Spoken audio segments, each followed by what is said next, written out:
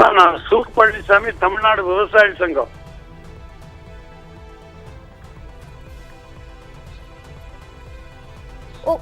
Okay sir, வணக்கம். தாவேக் அரசு பொறுப்பேற்று முதல் பட்ஜெட் இன்று தாக்கல் செய்யப்பட்டிருக்கு. இந்த பட்ஜெட் மீதான உங்கள் பார்வை என்ன சார்? பயிர்க்கடன் முழுவதும் தள்ளுபடி செய்ய வேண்டும் என்று விவசாயிகள் எதிர்பார்க்கிறோம். தேர்தல் காலத்தில் முதல்வர் சொன்னது 5 ஆண்டுகளுக்கு உட்பட்ட விவசாயிகள் வாங்கிய பயிர்க்கடன் அனைத்தும் தள்ளுபடி செய்யப்படும் என்று சொன்னார்.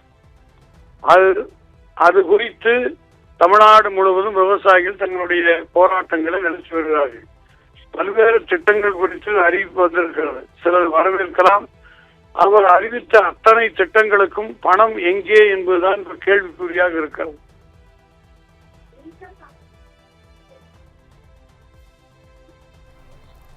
சார், அதே போல வேளாண் துறைக்காக ரூபாய் 14,984 கோடி ரூபாய் நிதி ஒதுக்கீடு செய்யப்பட்டிருக்கு. இது போதுமானதாக இருக்குமா?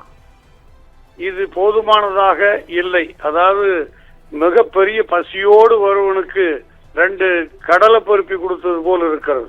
சோளப்பரி அல்ல. ஆனால் பசியோடு இருப்பவனுக்கு 2 கடலை மிட்டாய் கொடுத்தால் எப்படி அந்த பசி தீரும்? அந்த அளவுக்கு தமிழ்நாட்டில் ஏராளமான பற்றாக்குறை இருக்கிறது. பற்றாக்குறைக்கு தேவையான வரையில் நிதி எங்கே இருப்பதுதான் இப்பொழுது கேள்விக்குறி.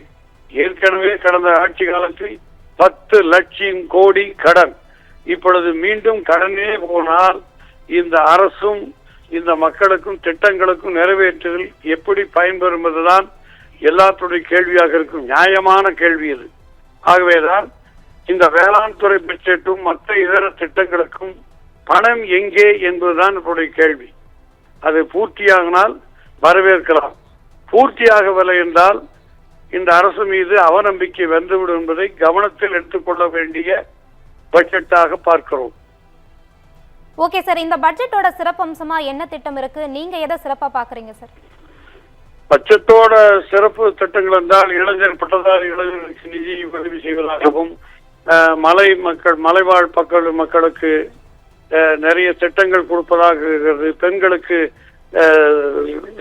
சிங்கப்பெண்ணுக்கு நிதி உதவி கொடுத்தது. அதே போல அண்ணன் சீர், மாமன் சீர், இதெல்லாம் வரவேற்கக்கூடிய அம்சங்களாக பார்க்கிறோம். சார், அதே போல கடந்த திமுக ஆட்சியில தாக்கல் செய்த பட்ஜெட்டிற்கும் இப்ப தாவேக் அரசு தாக்கல் செய்திருக்கக்கூடிய பட்ஜெட்டுக்கும் இருக்கக்கூடிய வேறுபாடுகள் என்ன சார்? அது நாளை வேளாண் பட்ஜெட் வந்ததுக்கு பிறகுதான் ஒட்டுமொத்தமாக சொன்னால் அது பொருத்தமாக அமையும். ஓகே சார், இணைப்பில் வந்து உங்கள் கருத்துக்களை பகிர்ந்தமைக்கு நன்றி சார். நன்றி, வணக்கம்மா.